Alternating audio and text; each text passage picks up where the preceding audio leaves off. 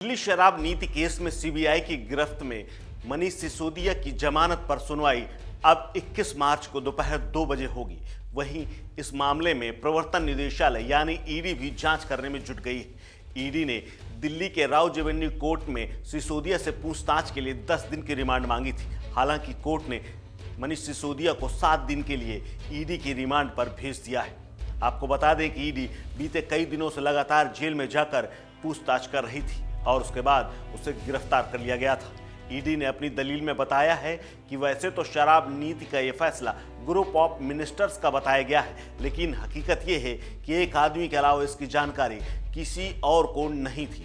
ED ने court में अपनी दलील पेश करते हुए कहा है कि पूरे सिंडिकेट को विजय नायर नेतृत्व कर रहा था और विजय नायर से ही कविता ने मुलाकात की थी। इस संबंध में ईडी ने कविता और विजय नायर के व्हाट्सएप चैट का स्क्रीनशॉट पेश किया है। कोर्ट में ईडी का पक्ष एडवोकेट जोहैब हुसैन ने रखा। उन्होंने दावा किया कि शराब नीति तैयार करने के पीछे साजिश थी।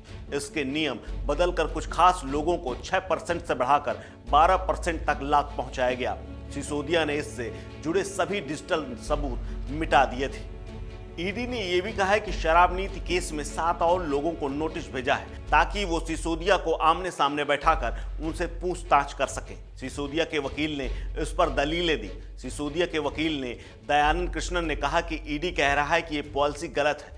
एक चुनी हुई सरकार ने ये पॉलिसी बनाई, ये कई परतों से गुजरती है, ये सरकार के पास जाती है, अफसरों के पास जाती है, फाइनेंस और लॉ सेक्रेटरी के पास जाती है, ये पॉलिसी उपराज्यपाल के पास जाती है और उपराज्यपाल ने ही इस पूरी फाइल को संस्तुत की थी, यानी उन्होंने ही इसे पास किया था। इसके साथ ही उन्होंने ईडी पर जल्दबाजी करने का भी आरोप लगाया।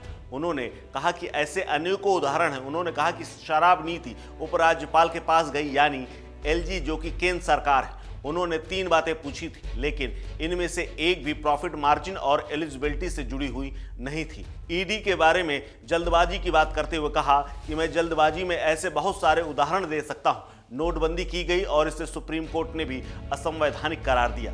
आपको बता दें कि दिल्ली की शराब नीति को लेकर कई लोग अब तक गिरफ्तार हो चुके हैं और पूर्व डिप्टी सीएम मनीष सिसोदिया इस समय जेल में है। लेकिन अब ईडी 7 दिनों तक उनसे पूछताछ कर सकेगी, क्योंकि कोर्ट ने उन्हें 7 दिन के रिमांड पर भेज दिया है। वहीं जो गिरफ्तारी सीबीआई ने की थी उसकी सुनवाई अब 21 मार्च को होगी। पहले जमानत पर 10 तारीख यानी आज होनी थी, लेकिन आज सुनवाई के बाद इस पूरे प्रकरण को आगे डेट लगा दी गई और ये डेट है 21 मार्च, यानी अब मनीष सिसोदिया का 7 दिनों तक ईडी की रिमांड में रहना ही होगा।